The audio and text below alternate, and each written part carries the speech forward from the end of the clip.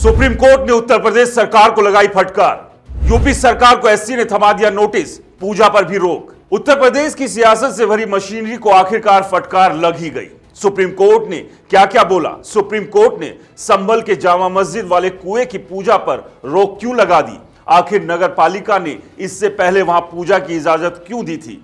इस पर सर्वोच्च न्यायालय खफा हो गया। बहस में और क्या क्या बातें हुई, किन पहलुओं पर बहस हुई, उत्तर प्रदेश सरकार को सर्वोच्च न्यायालय ने फटकार क्यों लगाई, अब संभल जामा मस्जिद प्रकरण में आगे क्या हो सकता है, सब पर बारी बारी बात करेंगे। बने रहिए हमारे साथ। दरअसल मस्जिद कमेटी ने ही एक याचिका दायर कर अपील की थी कि इस मामले में यथास्थिति बनी रहे।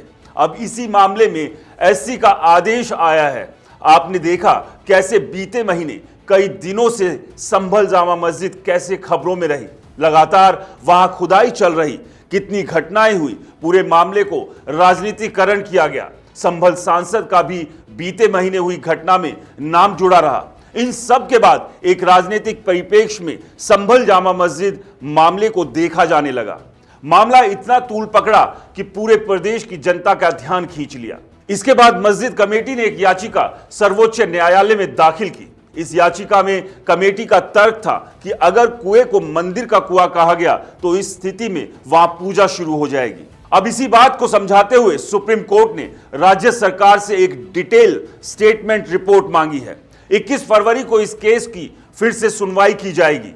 वैसे सुनवाई के दौरान यूपी सरकार की तरफ से पेश additional solicitor general KSM Natarajan ने तर्क दिया था कि कुआं तो सार्वजनिक जमीन पर है, लेकिन मुस्लिम पक्ष ने इस पर ऐतराज जताया।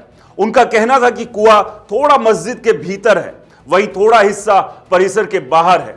इसी वजह से यथास्थिति बनाए रखने की बात हुई। अब समझिए, बड़ी बात यह है कि सुप्रीम कोर्ट ने जो आदेश दिया वह सिर्फ एक कुएं तक सीमित है, और जो मस्जिद के पास वाला बताया गया, दूसरे कुएं और बावड़ी जो मिल रही है, उनकी जिनकी खुदाई हो रही है, उन पर कोई रोक नहीं लगाई गई है। अब इस झटके के बाद हिंदू पक्ष के वकील विष्णु शंकर जैन ने मीडिया से बात करते हुए कहा कि साल 2006 तक हिंदू ही उस कुएं में पूजा किया करते थे। इलाके में एक समुदाय की संख्या जब ज्यादा बढ़ी, वहां हिंदुओं का जाना बंद हो गया।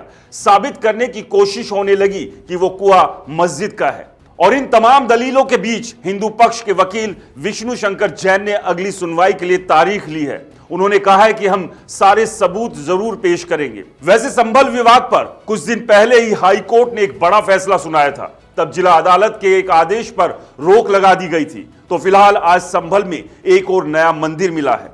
इस मंदिर को देखने वहां के डीएम पहुंचे। संभल में अभी यूपी प्रशासन की कार्रवाई लगातार जारी है। सर्वोच्च न्यायालय में फिलहाल एक कुएं को लेकर याचिका दाखिल की गई थी, जिस पर अब न्यायालय का आदेश आया है। फिलहाल इस खबर में इतना ही। इसी तरह की तमाम खबरों के लिए देखते रहें रिपोर्टर जी।